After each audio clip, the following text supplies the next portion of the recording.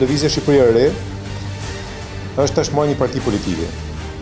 Ka filluar që vitin e kaluar, që në fillim vitit kaluar ka filluar në formën e një organizate sociale edhe politike, organizate e cila pastaj ka marrë edhe statusin e partisë politike, diku në kananor e vitit kaluar, dhe vazhdojmë të jemi aktiv, goxha jo vetëm në Tiranë, po edhe në rrethe, nëpërmjet një fryme të re bashkëpunimi dhe komunikimi me njerëzit, e cila ka të bëjë me këto diskutimet në tavolinat rrumullakta, në grupet vogla, ku flitet edhe nixohet, jo vetëm flitet edhe bërtitet miting edhe pastaj tjerë të tojnë urra, po ne kemi synim me komuniku me njerëzit, duke fol, po edhe duke nixuar. Lëvizja Shqipëria e Re është shu për 3 drejtime kryesore, edhe po shuhet për 3 drejtime kryesore të aktivitetit vet social dhe politik. Një është lufta kundër korrupsionit. Kemi filluar në janar një fushat edukimi me familjet edhe me individ. Edhe kemi shku familje në familje, në mënyrë që ne të synojmë edukimin e familjeve shqiptare që t'i thojnë stop pushtetit të rrushfetit. Pastaj kemi organizuar një seri tavolinash të rrumullakta për problemet që ka drejtësia sot, sistemi i drejtësisë, zvarritjet, blerja e vendimeve të gjykatave me lek apo me pushtet, problemet në emërime në gjykata e kështu me radhë. Aty kanë lidhur disa ide që i keni pastaj edhe të tavolinë rrumullakta, ide që i keni pastaj edhe të platforma politike. Cila është një prej ideve? Është një ndërtimi një agjencie supervizimi edhe verifikimi të administratës publike. Agjencie e cila të verifikojë punën e çdo zyrtari në administratë publike. Një drejtim tjetër që ka pas edhe ka aktiviteti i Lëvizjes Shqipëria e Re është edhe solidariteti me njerëzit që kanë më shumë nevojë. Dhe këtë ne kemi faktuar nëpërmjet një fushate grumullimi fondesh edhe pagush ushqimore apo me vesh matje për malësorët cilët ishin në vështirësi në kohën e dëborës madhe në veri dhe në jug, malësitë e veriut dhe malësitë e jugut. Dikun ka muaj shkurt mars. Gjatë pranverës dhe verës, ne jemi marrë kryesisht me promovimin e territorit, promovimin territorial dhe turistik të Shqipërisë, nëpërmjet nxitjes së sa më shumë aktiviteteve promovuese për turizmin. Kemi organizuar një seri tavolinash të rrumullakta në çdo qytet të Shqipërisë, e po ashtu edhe në Kosovë edhe në diasporë, ku kemi synuar që t'i motivojmë njerëzit të flasin pikë pari mirë për territorin e tyre, mirë për vendin e tyre, për vendlinjen e tyre, pastaj edhe për Shqipërinë. E pastaj t'i angazhojmë ato që të ftojnë sa më shumë njerëz në Shqipëri. Ne tani po organizojmë një seri tavolinash të rrumullakta, kryesisht me të rit, sepse Shqipëria e Re jo vetëm se është fjala e re edhe bashkëpunon me të rit, po kanë fokus të rit, sepse besojmë se të rit kanë energjinë e duhur, dinamizmin e duhur, po ashtu edhe vetbesimin për të çuar përpara gjitha që sot për sot mbetet në vend numëro, apo nuk ka fe zhvillimi, nuk ka fare zhvillim. Edhe po diskutohet në çdo qytet, po dhe në zona më të vogla, në komuna edhe në qytete më të vogla, po diskutohet mbi zhvillimin e disa sektorëve që janë me interes për këto 10 vite që vijnë, për punësimin, për edukimin ose arsimin, edhe për shërbimet sociale. Edhe aty po dalin disa ide, disa prej këtyre ideve ne kemi përfshi te platforma politike e Lëvizjes Shqipëria e Re. Ka 2 pika që janë shumë provokative, edhe janë shumë sensitive, janë shumë të ndjeshme. Po ja vlen me diskutuar me juve, ndoshta edhe me debatuar, dhe pastaj edhe ju mendoni dhe reflektoni, mund të kemi edhe takime të tjera ku ne mund të marrim opinionet tuaja apo sugjerimet tuaja. Një,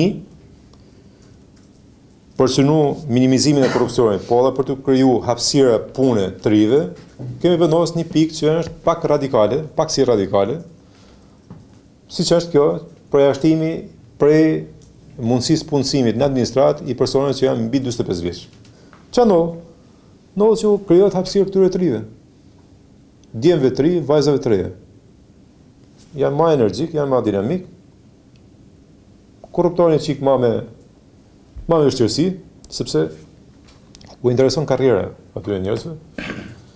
Krahas kësaj duhet ndërtohet një sistem që bën të mundun eliminimin e korrupsionit në sistem.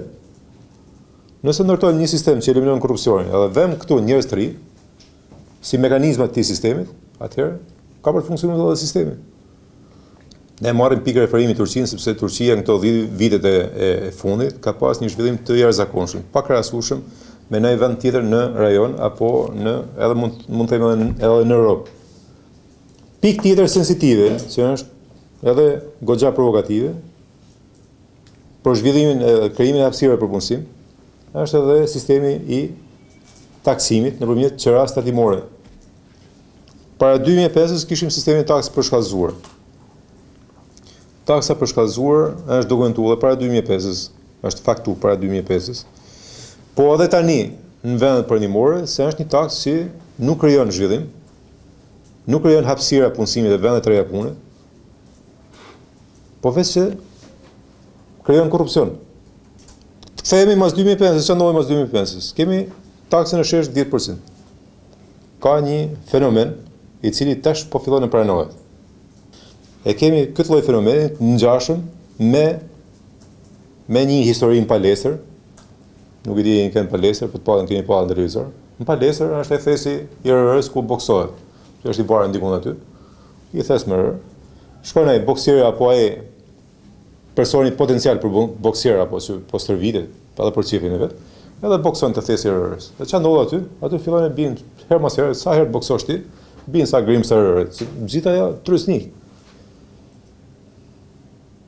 E njëjta gjë në kontekstin e sipërmarrjes ndodh me inspektorët e gatimeve, të cilët rast pas rastit, her pas here, mesin pa lek ose në ato llogaritë e tyre u mungojnë ca të ardhura, ndoshta ligjërisht edhe zyrtarisht te drejtoria e gatimeve, por ndoshta edhe informalisht në mënyrë jo zyrtare, në mënyrë jo të lishme te xhepi vet. Edhe shkojnë te bizneset, bëjnë presion, i bezdisin sipërmarrësit, edhe minimalisht me kontrolle, mbi kontrolle, të mbi vendosura, ka herë në mënyrë të lishme, ka herë edhe në mënyrë pa lishme, e shpesh herë në mënyrë pa lishme. Edhe çfarë ndodh? Ky 10% që nuk është më 10% taksa shesh. Kemi një sistem krejt thjesht, të ri, revolucionar. Kush është? Është qerat e dimore. Ky vend këtu, ku jemi ne, jemi me qera. E ka një pronar që nuk jemi ne. Ne jemi qera gjithë. Ati pronarit nuk i intereson në botë se si ne e bëjmë punën, se si e nxjerrim fitimin, se sa e nxjerrim fitimin, po intereson vetëm pagesa fikse mujore. Nëse ne jemi taft, nëse jemi të zot, ne mund të prodhojmë rendiment 50%, 20%, 15%, 500%, ose 5%, ose 0,0. Po me humbje s'mund dalë një biznes, atëherë nuk është më biznes. E njëjta gjë edhe te sistemi.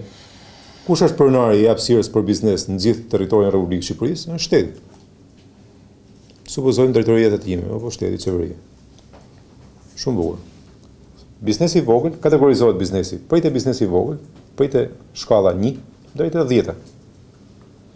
Edhe mund të futet te shkalla e parë, mund të futet biznesi apo sipërmarrja që ka një xhiro prej 10.000 eurosh në maksimumi, nga 0 deri në 10.000 euro në vit.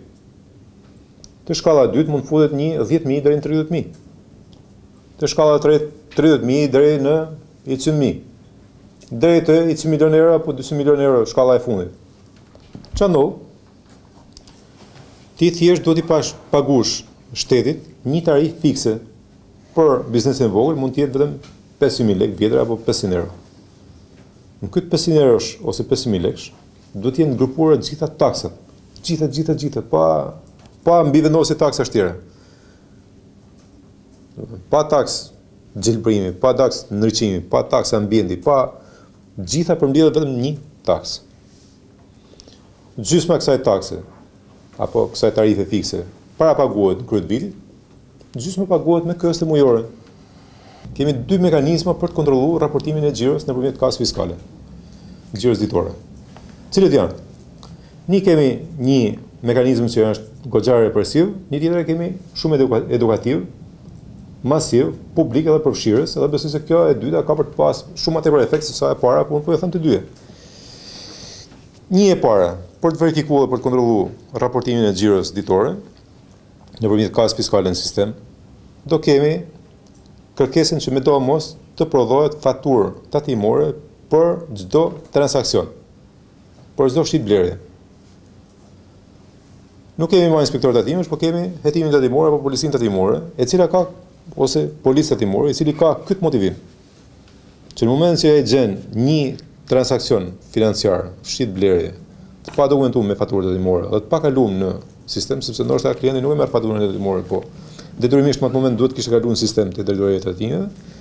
Atëherë këtij sipërmarrësit automatikisht i sekuestrohet gjithë aktiviteti, gjithë sipërmarrja, edhe i ndahet për gjysmë, 50% i merr si shpërblim.